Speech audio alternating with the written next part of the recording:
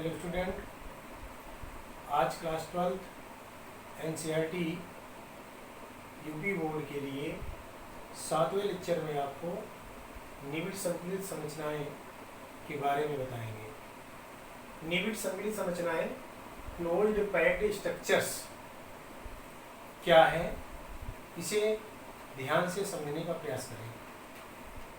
प्यारे बच्चों, हम जानते हैं क्रिस्टल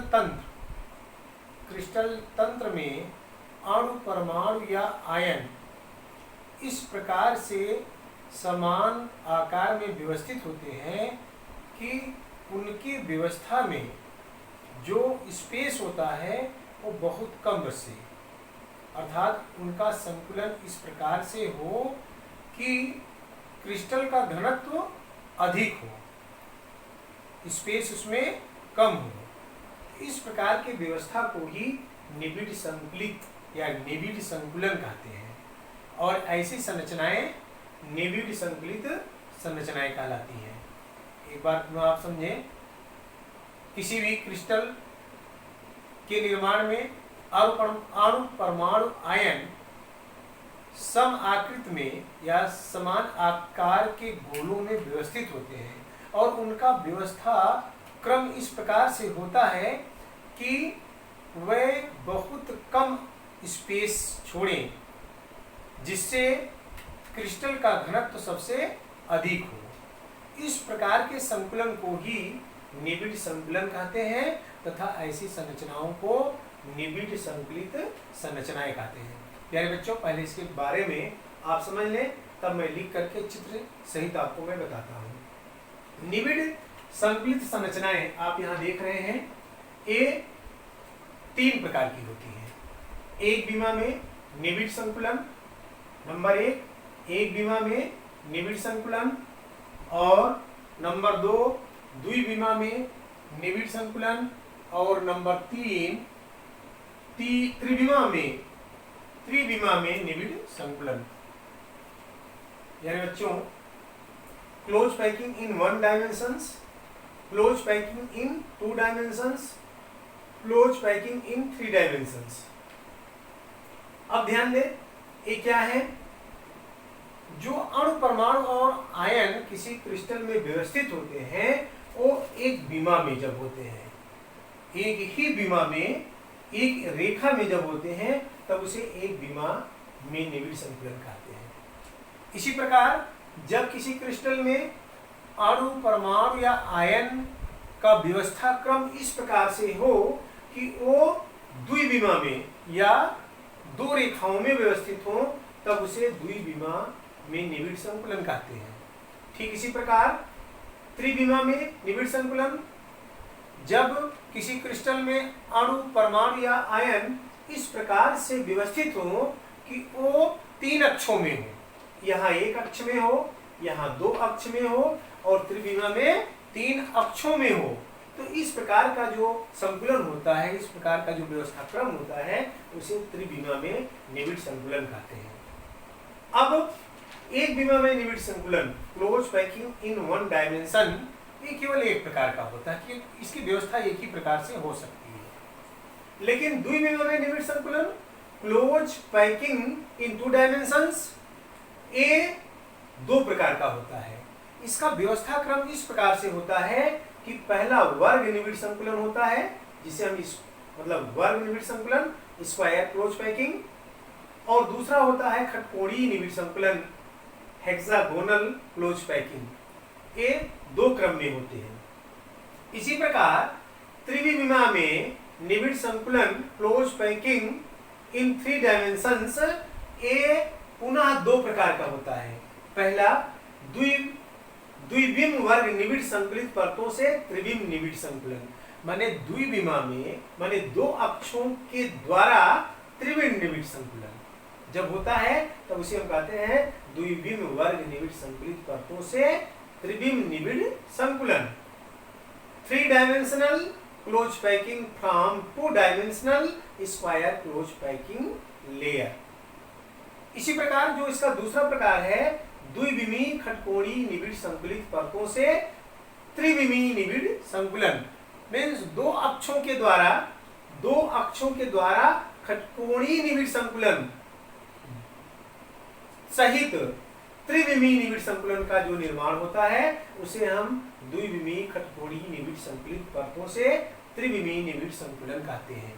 प्यारे बच्चों, ध्यान से समझना है, इसे आप चित्रों के माध्यम से अच्छे ढंग से समझ लेंगे। और इसमें सबसे इंपॉर्टेंट जो परीक्षाओं में पूछा जाता है ऑब्जेक्टिव प्रश्न, और साथ साथ ये कंपटीशंस में भी objective question, multiple choice question पूछे जाते हैं।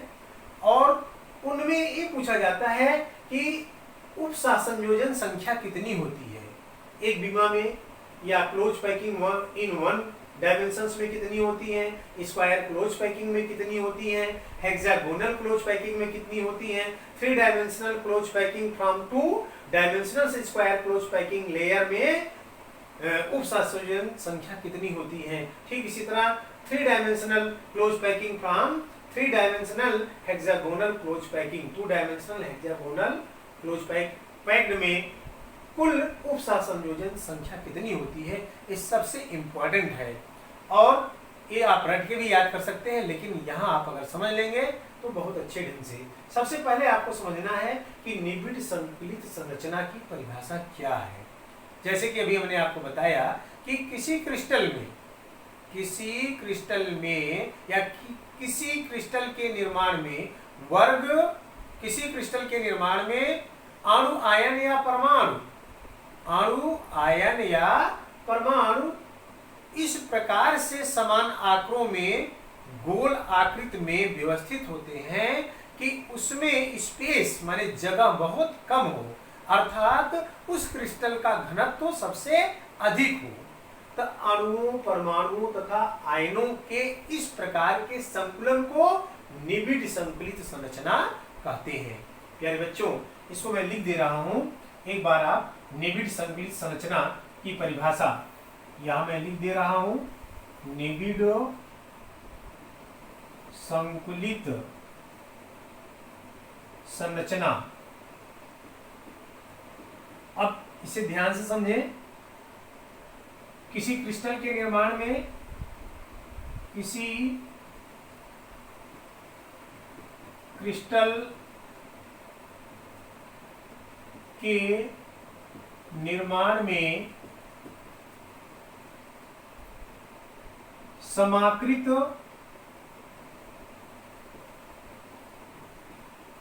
गोल अणु, परमाणु या आयन इस प्रकार संकुलित हो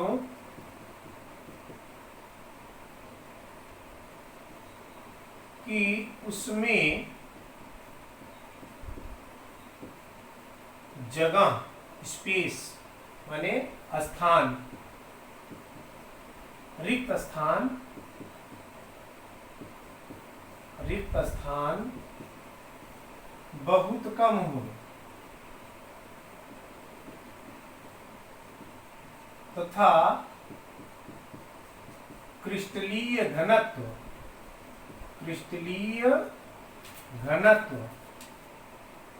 अधिक हो, क्रिस्टलीय घनत्व अधिक हो, तब इसे निबिड़ संकुलन कहते हैं तथा ऐसी संरचनाओं को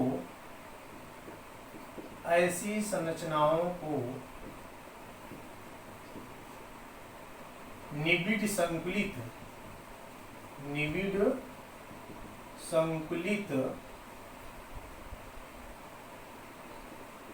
संरचनाएं कहते हैं।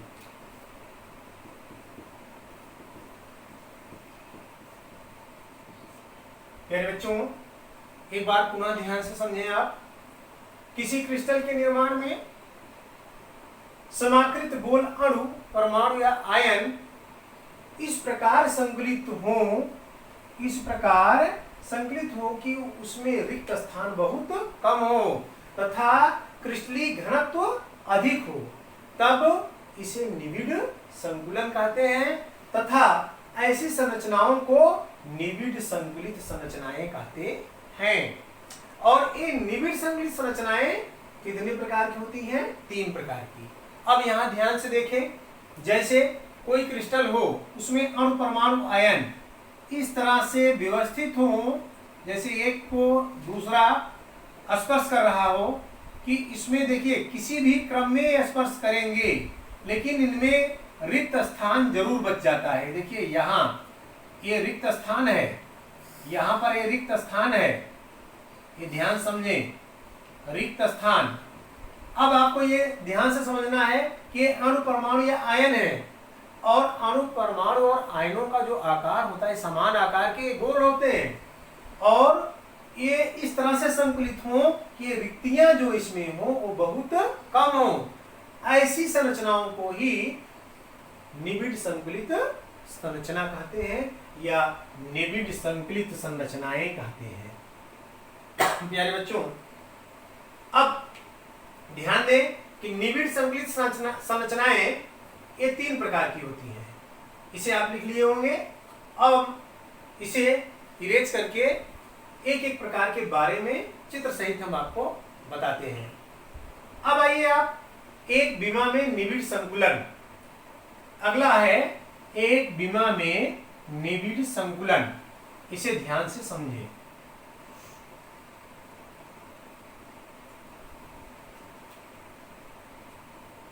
एक विमा में निबिड़ संकुलन,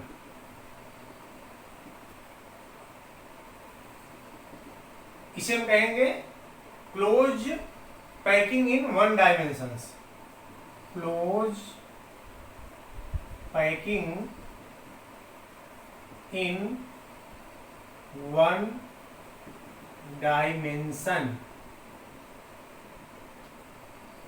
अब इसे ध्यान से देखें और समझें।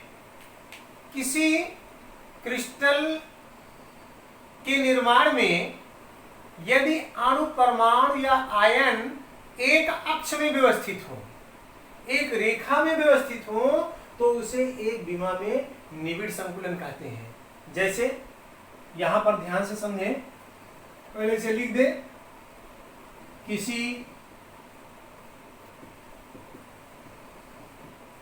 क्रिस्टल के निर्माण में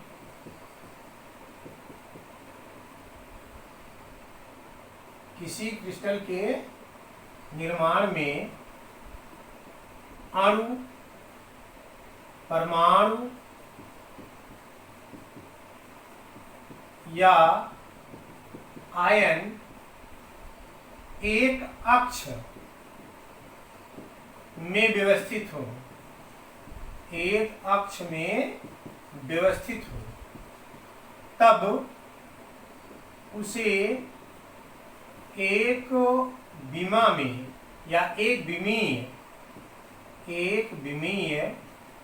निबिड़ संकुलन कहते हैं।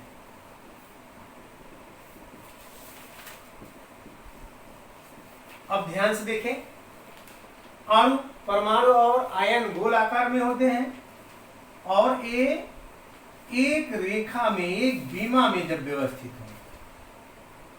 अब आप देख रहे हैं, कोई क्रिस्टल इस प्रकार से बना हो कि अणु परमाणु और आयन जो हैं एक विमा में व्यवस्थित हो।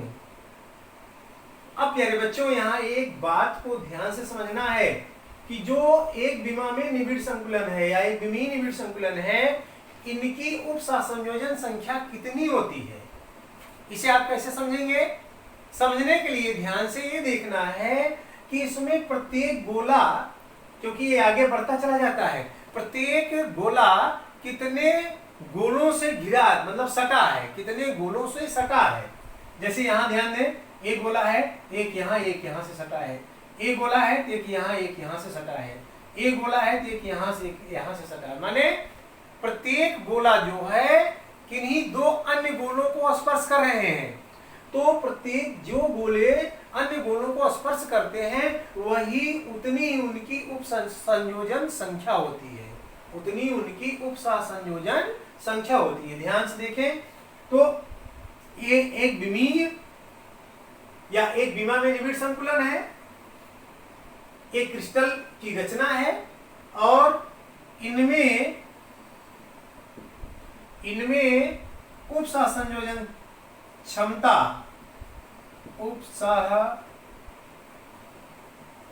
संयोजन क्षमता 2 होती है। उप संयोजन क्षमता 2 होती है। ये 2 क्यों होती है? क्योंकि इसमें प्रत्येक गोला या प्रत्येक अणु और परमाणु किसी अन्य 2 अणु परमाणु या आयन को स्पर्श करते रहते हैं और इनकी संरचनाओं में जो अणु परमाणु या आयन होते हैं या जो गोले होते हैं जितने अन्य गोलों को स्पर्श करते रहते हैं वही उतनी ही उनकी उप संयोजन क्षमता होती है। अब आपके समझ में आ गया होगा। एक बात पुनः आप समझ लें कि किसी क्रिस्टल के निर्माण में अणु परमाणु या आयन या अवयवी कण एक अक्ष में व्यवस्थित हो तब उसे एक विमीय या एक विमा में निबिड़ संकुलन कहते हैं। जैसे ए अवयवी कण है और ए अवयवी कण एक सीधी रेखा में है, एक विमा में है, एक अक्ष में है, एक अक्षों में ये व्यवस्थित है और प्रत्येक अणु परमाणु या आयन या प्रत्येक गोला किसी अन्य 2 गोलों को स्पर्श कर रहा है, इसलिए इसकी उप संयोजन क्षमता 2 होगी। अब प्यारे बच्चों आपके समझ में आ गया होगा। अब हम इसके दूसरे प्रकार की चर्चा करने चल रहे हैं, द्विविमा में निबिड़ संकुलन। चलिए अगली रीडिंग है द्विविमा में निबिड़ संकुलन। अब यहां आपको ध्यान से समझना है द्विविमा में निबिड़ संकुलन। द्विविमा में निबिड़ संकुलन या close packing in 2 dimensions. Close packing in 2 dimensions. प्यारे बच्चों यहां ध्यान से समझना है 2 डायमेंशंस मतलब 2 अक्षों में। 2 डायमेंशंस का तात्पर्य क्या है? 2 अक्षों में। ऐसे क्रिस्टल जिनके निर्माण में अणु परमाणु या आयन किन्हीं 2 अक्षों में व्यवस्थित हो उन्हें द्विविमा में निबिड़ संकुलन कहते हैं। अब इसे हम लिख दे रहे हैं, तब इसका चित्र बना के आपको दिखाते हैं, समझाते हैं, तब आपके समझ में अच्छे से आ जाएगा। ऐसे क्रिस्टल जिनके निर्माण में अवयवी कण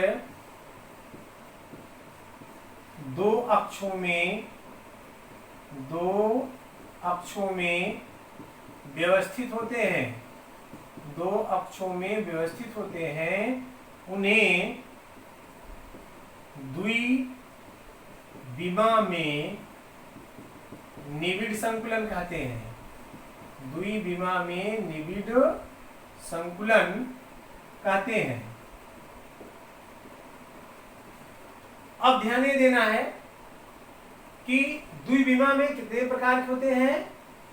इनमें अणु और परमाणु और आयन इस तरह से व्यवस्थित होते हैं कि किसी एक गोले को या अणु को या आयन को या परमाणु को कोई अन्य 4 गोला स्पर्श करता रहता है। एक प्रकार से इस तरह से होते हैं, जब एक गोले को 4 गोले स्पर्श करते हैं तब वो उसको कहते हैं हम वर्ग निबिड़ संकुलन।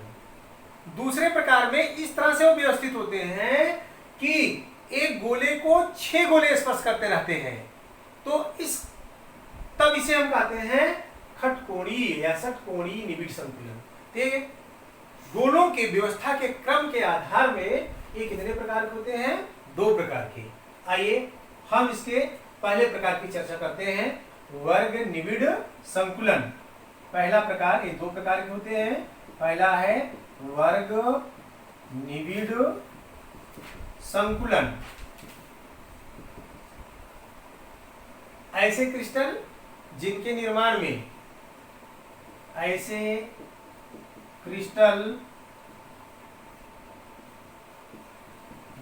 निर्माण में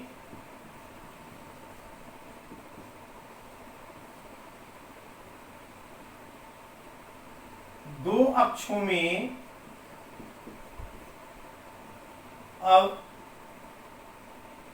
एक अवयवी कण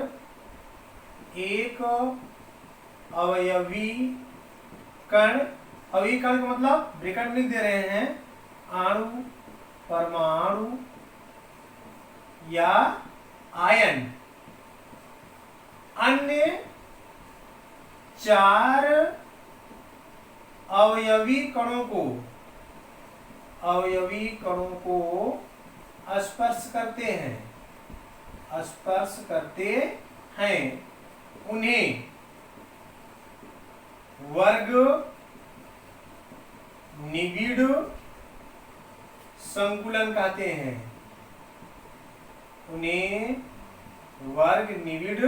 संकुलन कहते हैं। अब ध्यान दें कि स्क्वायर क्लोज पैकिंग क्या है। इसका चित्र हम ऊपर बना रहे हैं, आप इसे ध्यान से समझें।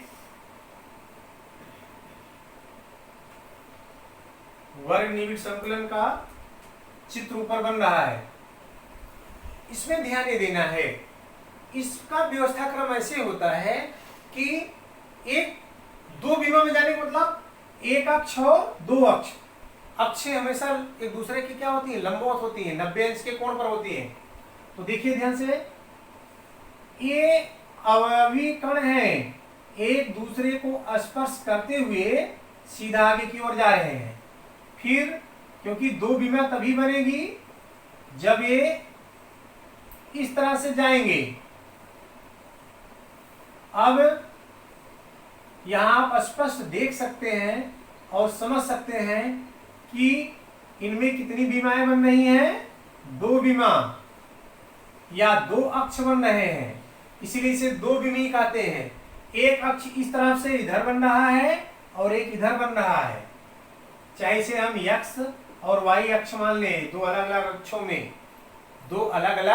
अक्षों में इनमें अणु, परमाणु और आयन इस प्रकार से व्यवस्थित हो रहे हैं कि ये दोनों एक दूसरे को स्पर्श कर रहे हैं। अब इसमें किसी एक गोले को जब देखा जाए, जैसे हम यहाँ एक गोले को ले लें, तो देखो ध्यान से बेटा, यह गोला इस गोले को 1 और 2 3 4, मतलब इसकी व्यवस्था क्रम इस प्रकार से होती है कि कहीं भी आप ले और देखें, चाहे यहां आप देखें इस गोले को ले 1 2 3 4, मीन्स एक गोला जो है किसी अन्य 4 गोलों को स्पर्श करता रहता है, और उन गोलों के केंद्रों को यदि मिला दिया जाए, जैसे एक गोला यहाँ है, एक गोला यहाँ है, इसके केंद्र को मिला दिए, एक गोला ए है, एक गोला ए है, इसके केंद्र को मिला दिए, एक गोला ए है, एक गोला ए है, इसके केंद्र को और इसके, मीन्स जो एक गोले को अन्य 4 गोले स्पर्श करते रहते हैं, यदि उनके केंद्रों को मिला दिया जाए तो ये एक वर्ग का निर्माण करते हैं। इसीलिए इसे हम कहते हैं वर्ग निबिड़ संकुलन। परिभाषा में मैंने यही लिखवाया, ऐसे क्रिस्टल जिनके निर्माण में 2 अक्षों में एक अवयवी कण, अणु, परमाणु या आयन अन्य 4 अवयवी कणों को स्पर्श करते हैं, उन्हें वर्ग निबिड़ संकुलन कहते हैं। प्यारे बच्चों, ये चित्र है, ये आपके समझ में आया होगा। साथ साथ ध्यान देना है कि इनमें उपसहसंयोजन संख्या कितनी होती है। हमेशा आपको ये समझना है, उपसहसंयोजन संख्या का तात्पर्य ये होता है कि अणु, परमाणु और आयनों का व्यवस्था क्रम इस प्रकार से हो कि वह किसी एक गोले से या एक अणु को कितने अन्य अणु स्पर्श कर रहे हैं, जितने अन्य अणु स्पर्श करेंगे वही उतनी ही उसकी समन्वय संख्या कहलाएगी। उपसहसमन्वय उपसा संयोजन संख्या कहलाएगी। प्यारे बच्चों, यहां आप देखें, इसमें जो उपसा संयोजन संख्या है, उपसा संयोजन क्षमता, ये कुल कितनी है? 4। क्यों 4 है? क्योंकि इन दो अक्षों में जो अणु, परमाणु और आयन व्यवस्थित हैं, इनमें यदि कोई एक गोला लेकर देखे, एक अणु को लेकर देखे, इस एक अणु को अन्य 4 अणु स्पर्श कर रहे हैं और इन अणुओं के केंद्रों को मिला दिया जाए तो एक वर्ग का निर्माण कर रहा है, इसलिए इसे हम वर्ग निविड़ संकुलन कहते हैं। अब आपकी समझ में आ गया होगा और इसे बार बार समझने का प्रयास करिएगा। वर्ग निविड़ संकुलन में उपसा संयोजन क्षमता जो होती है वो कितनी होती है? 4 होती है। आइए प्यारे बच्चों, अब इसमें अगर आप लेयर समझे कि समान आकार के, जैसे ए माने समान आकार के ए अक्ष सब में एक ही तरह के हैं, इसलिए इसे हम ए निविड़ संकुलन भी इसे कह सकते हैं। ए निविड़ संकुलन। अब आइए देखिए, इसका जो दूसरा प्रकार है षटकोणीय निविड़ संकुलन या हेक्सागोनल क्लोज पैकिंग, इसे अब आपको मैं समझाने चल रहा हूं, इसे आप ध्यान से समझने का प्रयास करें। प्यारे बच्चों, षटकोणीय निविड़ संकुलन, कोणीय निविड़ संकुलन, इसको अंग्रेजी में कहते हैं हम hexagonal close packing. Hexagonal close packing. अब ध्यान से समझना है कि किसी ऐसे क्रिस्टल जिनके निर्माण में 2 विमाओं में अणु, परमाणु व आयन इस प्रकार से व्यवस्थित हो कि किसी एक अणु या एक परमाणु या एक आयन को अन्य 6 अणु, परमाणु या आयन स्पर्श कर रहे हों, तो इस प्रकार का जो व्यवस्था क्रम होता है उसे हम षटकोणीय निविड़ संकुलन कहते हैं। लेकिन ये केवल 2 विमा में होते हैं, 2 अक्षों में ही होते हैं। प्यारे बच्चों, सबसे पहले परिभाषा ऐसे क्रिस्टल जिनके निर्माण में 2 अक्षों में अणु, परमाणु या आयन इस प्रकार व्यवस्थित होते हैं, इस प्रकार व्यवस्थित होते हैं कि ये किसी अन्य 6 अणु, परमाणु या आयन को स्पर्श करते हो, तो इस प्रकार के संकुलन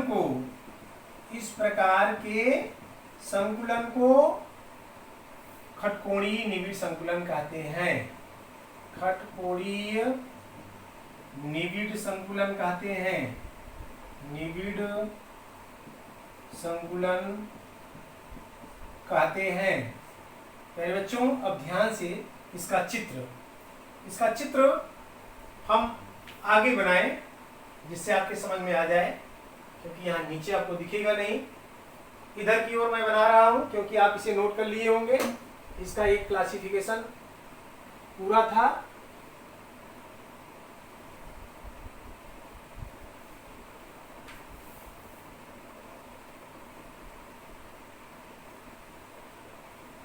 अब ध्यान से देखें, यहां इसमें भिन्न जो जैसे एक विमा में, एक अक्ष में अणु, परमाणु या आयन इस तरह से व्यवस्थित हो रहे हैं। अब एक श्रृंखला ए बन गई, दूसरा इस तरह से जुड़े, देखिए ये रिक्त स्थान यहां पर है और ये ऐसे जुड़ रहे हैं।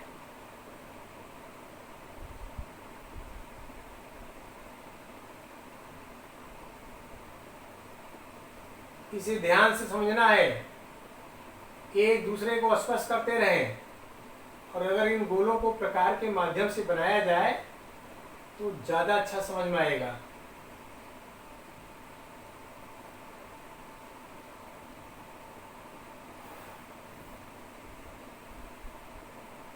अब यहां ध्यान दें, तीसरा जब चलेंगे फिर इधर से बढ़कर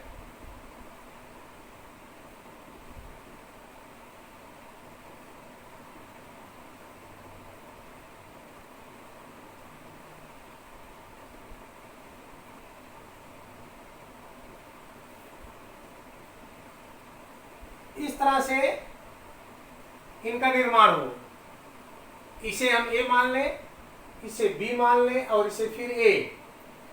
अब यहां आप थोड़ा दिमाग लगाकर ध्यान से समझने का प्रयास करें। किसी एक गोले को, इस गोले को आप ध्यान से देखें तो यह गोला, एक गोले, 2, 3, 4, 5, 6 गोलों को स्पर्श कर रहा है। यह गोला 1, 2, 3, 4, 5, 6 गोलों को स्पर्श कर रहा है। अर्थात ये दो विमाओं में है, एक विमा ये है, एक विमा ये है। इसे एक्स अक्ष मान ले, इसे वाई अक्ष मान ले। दो विमाओं में है और दो विमाओं में ये अणु, परमाणु या आयन इस प्रकार से व्यवस्थित हैं कि कोई एक अणु, परमाणु या आयन अन्य 6 अणु, परमाणु या आयनों को स्पर्श कर रहा है और इस प्रकार से इन अणु, परमाणु या आयनों के केंद्रों को मिला दिया जाए। देख रहे हैं, इनके केंद्रों को मिला दिया जाए, एक प्रकार से खडभुज बन जाता है। आप आसानी से यहाँ देख सकते हैं कि यहाँ एक खडभुज बन जा रहा है और एक अणु, परमाणु या आयन अन्य 6 अणु, परमाणु या आयनों को स्पर्श कर रहे हैं। इसीलिए इसे हम खटकोणीय निबिड़ संकुलन कहते हैं। और इनमें उपसहसंयोजन संख्या, उपसहसंयोजन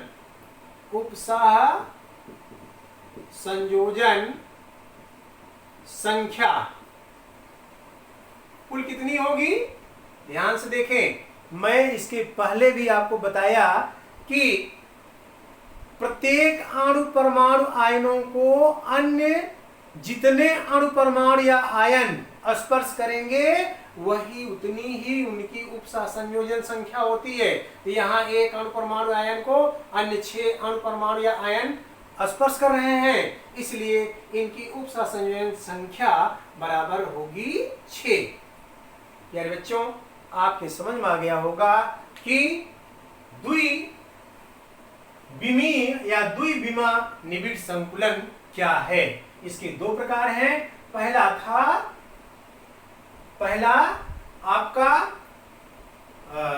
वर्ग और दूसरा खटकोणीय निबिड़ संकुलन। इस तरह से ये 2 प्रकार हैं। अब इसके बाद हम इसके तीसरे प्रकार की चर्चा करते हैं, जो आपको पुनः आगे समझाते हैं और इसे ध्यान से समझने का प्रयास करिए। अब इसका जो तीसरा प्रकार है उसे हम कहेंगे त्रिविमीय या त्रिविमा में निबिड़ संकुलन। तीसरा प्रकार त्रिविमा में निबिड़ संकुलन। त्रिविमा में निबिड़ संकुलन। यानी बच्चों, त्रिविमा में निबिड़ संकुलन क्या है, इसे ध्यान से समझें। ऐसे क्रिस्टल जिनमें अणु, परमाणु या आयन तीन अक्षों में इस प्रकार से व्यवस्थित हो, तीन अक्षों में इस प्रकार से व्यवस्थित हो कि वो किसी एक क्रिस्टल का निर्माण करे, तो इसे हम त्रिविमा में निबिड़ संकुलन कहते हैं। अर्थात इसे लिख दें हम, इसे ध्यान समझें। ऐसे क्रिस्टल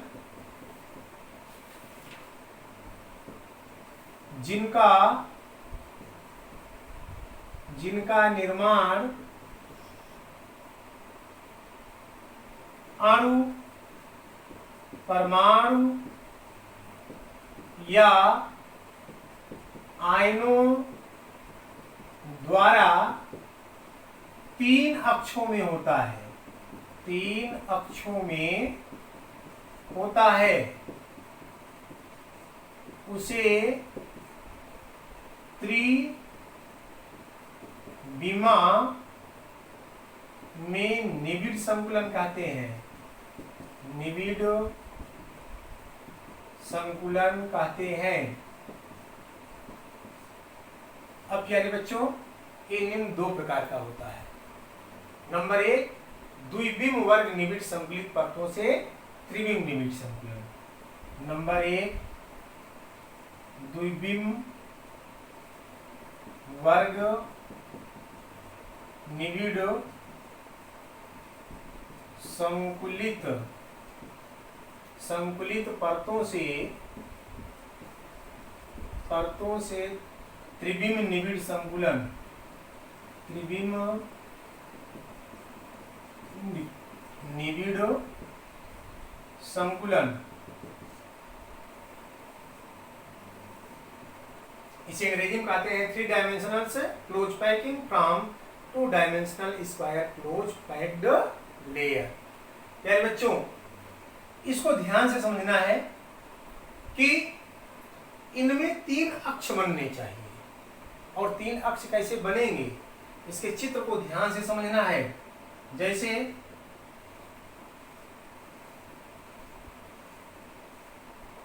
अब इसको ध्यान से देखें,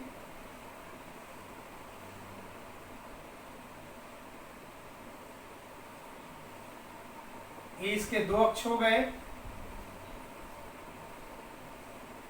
इसका तीसरा अक्ष इधर की ओर जाएगा, और तीसरे अक्ष में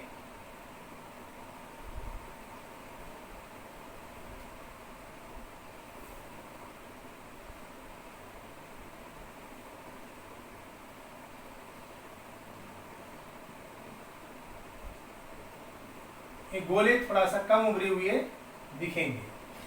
अब ध्यान से देखना है, इसमें समझना है कि जैसे कोई एक गोला है, कोई एक गोला है, यह एक गोला अन्य 6 गोलों को इस प्रकार से स्पर्श करेगा।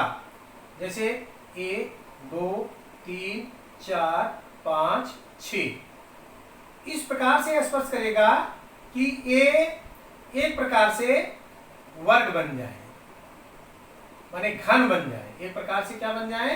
एक घन बन जाए। इसे ध्यान से देखिए।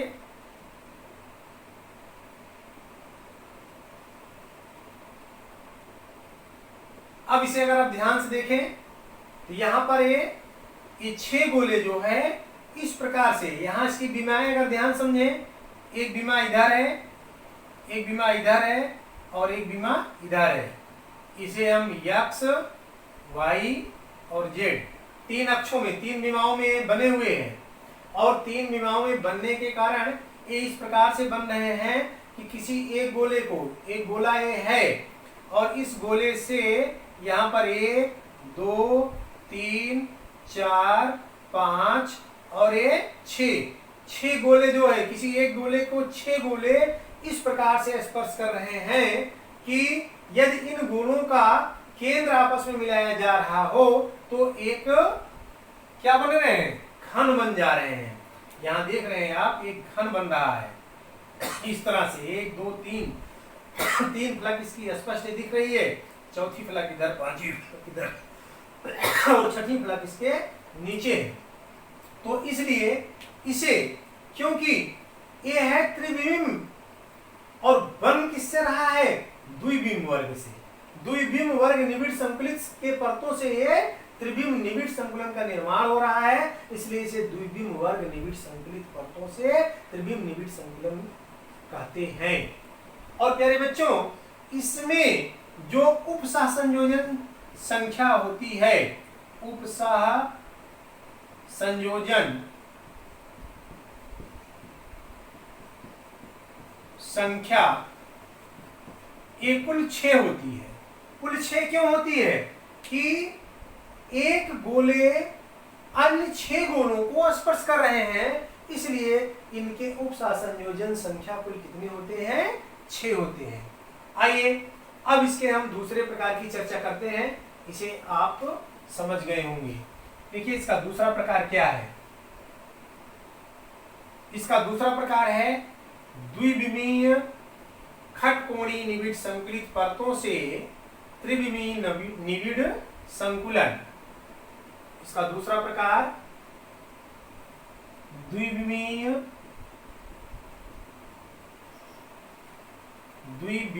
खटकोणीय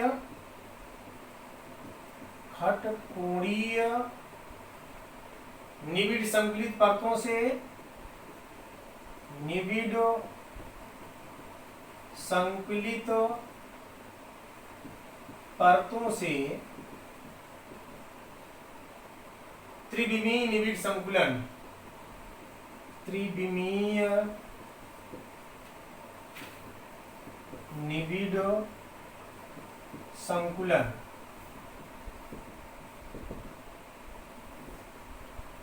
देखो यहां ध्यान से समझना है मेरे बच्चों कि ये किस तरह से ये बनाता है। यहां पर त्रिविमा में गोले कैसे व्यवस्थित होते हैं, इसे आपको ध्यान से पहले समझना है।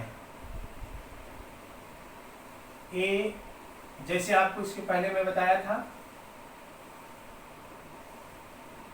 द्विविमा से त्रिविमा कैसे बन रहे हैं, इसे ध्यान में समझना है। जैसे इसके पहले वाले में एक के ऊपर एक गोले रखे गए थे, तो क्या हो रहा था? द्विविमा से त्रिविमा का निर्माण बन रहा था। और यहाँ भी द्विविमा मीन्स एक ही हो रहा है, दूसरा यहाँ। अब इससे तीन विमा कैसे बनेगा, इसे ध्यान से समझना है आपको। गोले जब एक बराबर होंगे तभी ये स्पष्ट समझ में आएंगे। यदि गोले छोटे बड़े हो जाएंगे समझ में कम आते हैं। यानी बच्चों यहाँ ध्यान से देखना है, ये द्विविमा इसके पहले स्ट्रक्चर बनाया गया था, लेकिन अब इसी के ऊपर ऐसे गोलों को रख दिया जाए कि ये तीन विमाओं में बन जाए। यहां पर जो रिक्तियां हैं, जैसे ए बी ए, यदि एक यहां और बना दें, मतलब अल्टरनेट एकांतर क्रम में ए बी ए, इस तरह की रिक्तियां इसमें बनती चली जाती हैं। यहाँ ए बी, इसी तरह यहाँ की रिक्तियां देखें ध्यान से, ए बी ए। अब ये यहाँ से टच है, ये रिक्तियां बन रही हैं, ए बी। अब ध्यान से ये समझना है कि जब इसके ऊपर अन्य गोले बनेंगे, जैसे इसके ऊपर हम ए को गोले में लेंगे तो बी छूटेगा। जैसे यहां से गोले लें, इसके ऊपर ए को हम ले रहे हैं, यहां से इसके ऊपर एक गोला बन रहा है, लेकिन अब ध्यान से देखें ये बी यहां पर छूट रहा है। फिर ए को हम गोले में ले रहे हैं तो बी यहां पर छूटता चला जाएगा। इसके ऊपर फिर गोले बन रहे हैं, ए को हम गोले में ले रहे हैं, बी यहां पर छूटता चला जाएगा। इसी तरह फिर ए को हम गोले में ले रहे हैं, बी यहां छूटता चला जाएगा। फिर ए को हम गोले में ले रहे हैं तो बी यहां छूटता चला जाएगा। इस तरह से आप देख रहे होंगे कि अब ये तीन विमा हो गया, एक विमा ऐसे, एक विमा ऐसे और एक विमा इसके ऊपर हो जा रहा है। दो विमा से त्रिविमा बन रहा है, इसीलिए द्विविमीय खटकोणीय निबिड़ संकुलन परतों से त्रिविमीय निबिड़ संकुलन का बनना या निर्माण होना है कहलाता है। यानी बच्चों अब यहाँ पर ध्यान से यदि देखा जाए तो आप अगर समझें तो यहाँ 12 गोले एक दूसरे को स्पर्श कर रहे हैं। कैसे कर रहे हैं ध्यान से आपको समझना है। जैसे हम किसी एक गोले को यहाँ पर ले लें तो यहाँ पर यह एक गोला 1 2 3 4 5 6 गोलों का स्पर्श कर रहा है। इसके ऊपर जो दूसरी परत रखी हुई है उसकी भी एक गोले को 6 गोले स्पर्श कर रहे हैं। तो कुल कितने गोले स्पर्श कर रहे हैं? 12 गोले स्पर्श कर रहे हैं। तो जैसे प्यारे बच्चों यहाँ पर जो आकृति बनेगी इसे ध्यान से, क्योंकि एक नीचे और एक ऊपर, इसे हम अलग से बनाकर आपको बता रहे हैं। ऐसे इस तरह से जैसे आप लोगों को कार्बन का अपर रूप एक ग्रेफाइट की संरचना बताई गई है, उसी तरह से एक हो गया। इसके ऊपर जो दूसरा गोला बन रहा है उसको हम ले लें। इसके ऊपर जो गोला बन रहा था इस तरह से, और ये सब एक दूसरे से स्पर्श कर रहे हैं ऐसे। अब देखिए ये क्या हो रहा है, ये इस तरह से इसकी संरचना बन रही है और इनमें कुल गोले कितने लग रहे हैं? ध्यान से देखो बेटा, 1 2 3 4 5 6 7 8 9 10 11 12। यहाँ पर 12 गोले, एक गोले को 6 गोले स्पर्श कर रहे हैं, फिर दूसरे निबिड़ संकुलन में एक गोले के 6 गोले स्पर्श कर रहे हैं। इसीलिए इसे हम कहते हैं द्विविमीय खटकोणीय निबिड़ संकुलित परतों से त्रिविमीय निबिड़ संकुलन का निर्माण। प्यारे बच्चों ध्यान से देखना, एक विमा यहाँ, एक यहाँ, 2 विमा है, लेकिन इस 2 विमा में कितनी बन रही है? 3 विमा बन रहे हैं। और ध्यान से देखना है, जैसे भी हमने आपको बताया कि इसमें एक गोले को 12 गोले स्पर्श कर रहे हैं। एक गोले को कितने गोले स्पर्श कर रहे हैं? 12 गोले स्पर्श कर रहे हैं। इसलिए इनकी उपसह संयोजन संख्या कितनी होती है? 12। इनकी उपसह संयोजन संख्या कुल 12 होती है। प्यारे बच्चों इस वीडियो में सिर्फ इतना ही। हमें पूर्ण विश्वास है आपके समझ में आ गया होगा, क्योंकि बहुत इंपॉर्टेंट है। ये IIT या नीट इत्यादि परीक्षाओं में इससे बहुत प्रश्न पूछे जाते हैं। क्वेश्चन ले लेता है, कोई एक दे देगा, जैसे दे दिया यहाँ द्विविमीय खटकोणीय निबिड़ संकुलित परतों से त्रिविमीय निबिड़ संकुलन की उपसह संयोजन संख्या कितनी होती है? विकल्प दे दिया 6 12 4 2, क्योंकि आपने अभी देखा कि 2 भी होती हैं, 4 भी होती हैं, 6 भी होती हैं, 12। जब आप अच्छे से इसको समझे रहेंगे तो फट से आप उत्तर में लगाएंगे कि 12।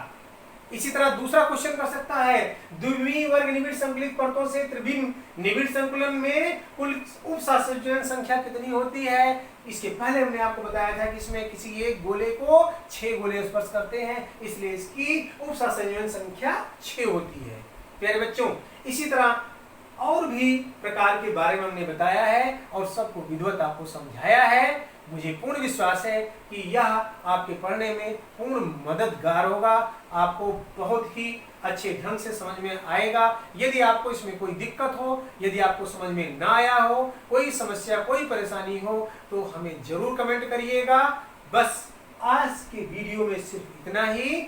अब अगले वीडियो में हम अन्य इसके 8वें लेक्चर के बारे में बताएंगे। धन्यवाद।